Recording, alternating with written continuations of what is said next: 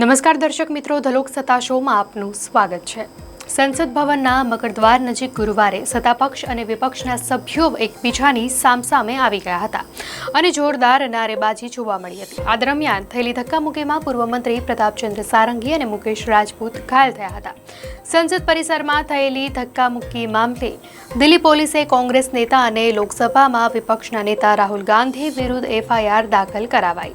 ત્યારે એફઆઈઆરમાં કઈ કલમો લગાવાઈ છે અને તેમાં શું છે સજાની જોગવાઈઓ, આવો સમજીએ। તો એક મીડિયા રિપોર્ટ અનુસાર અનુરાગ ઠાકુર, બાંસુરી સ્વરાજ અને હેમાંગ જોશી સહિત ભાજપના નેતાઓએ ઘટના બાદ સંસદ માર્ગ પોલીસ સ્ટેશનની મુલાકાત કરી અને એનડીએના નેતાઓ અને કોંગ્રેસ વચ્ચે ઘર્ષણ બાદ ફરિયાદ દાખલ કરી। બી.આર. આંબેડકરના કથિત અપમાનને લઈને સંસદના પ્રવેશ દ્વાર પર વિપક્ષ અને એનડીએ સાંસદો આમને સામને આવી ગયા અને ઘર્ષણ સર્જાયું, જેમાં પૂર્વ મંત્રી પ્રતાપચંદ્ર સારંગી અને મુકેશ રાજપૂત ઘાયલ થઈ ગયા।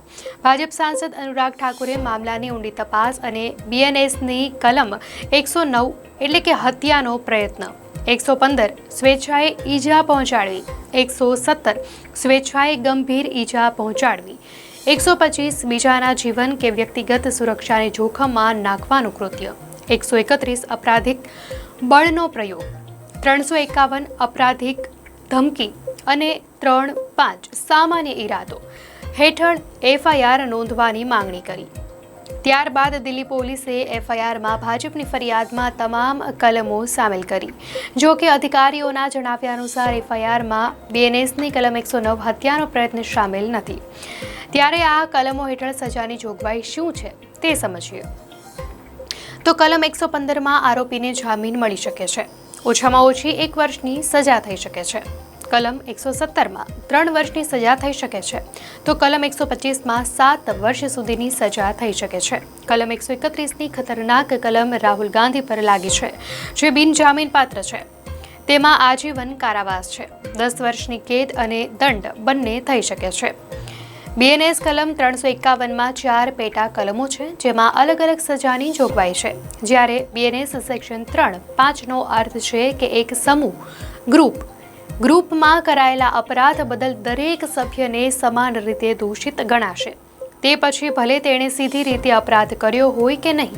તો રાહુલ ગાંધી વિરુદ્ધ દાખલ એફઆઈઆરની તપાસ દિલ્હી પોલીસની ક્રાઇમ બ્રાન્ચ દ્વારા કરવામાં આવશે। તો ક્રાઇમ બ્રાન્ચ રાહુલ ગાંધી વિરુદ્ધ એફઆઈઆર પર આગળ તપાસ કરશે।